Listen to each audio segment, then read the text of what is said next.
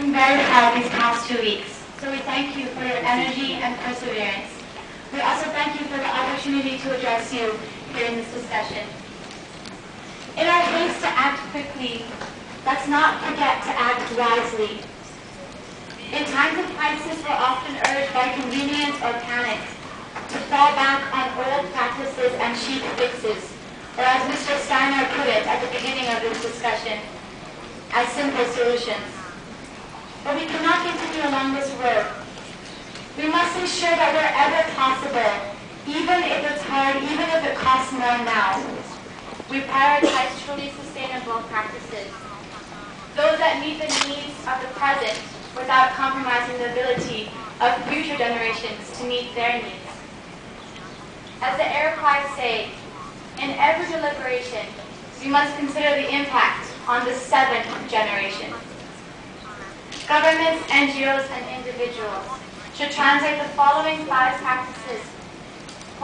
principles into concrete policies, programs, and actions. First, as the distinguished delegate from Nicaragua spoke about, let's make sure that food and water are treated primarily as basic human needs. Only when those needs are met should we use these resources for further refinement or for trade. Implementation of this basic concept would require profound structural changes in the world's agricultural economy. Second, let's change the way we think about agriculture by taking an ecosystems-based approach and lessening dependence on oil, fertilizers, pesticides, and monocrops. Farmers can be provided incentives to do this, for example, through payment for environmental services, as they are doing in Switzerland.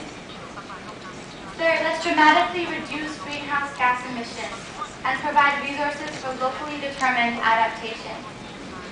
In a new green economy, ecosystem conservation and renewal has the potential to generate revenue in new ways, such as through carbon sequestration, as well as wind and solar-based energy generation. Fourth, let's ensure farmers, especially smallholders and women, have access to the information, technology, and resources they need to feed their communities and manage their land sustainably. However, as technology and information is shared, we have to be careful to integrate, not replace local practices that work. Please take time to speak with members of the Indigenous Caucus to learn about best practices that have been successful.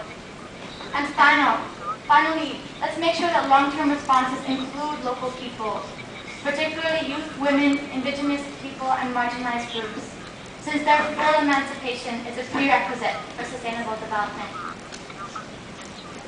Respected delegates, mothers, fathers, sons, and daughters, it may seem that we're forced to choose between 2 goals: responding to the current crisis and planning for a more sustainable agricultural system.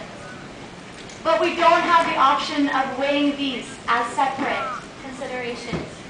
We must pursue both goals with a new sense of urgency, purpose, and imagination. Short-term aid and long-term sustainability are not mutually exclusive. So as we conclude our negotiations here and set forth to implement innovative programs, let us not forget that we're not here as members only of governments or NGOs, but fundamentally as members of the human race. Thank you.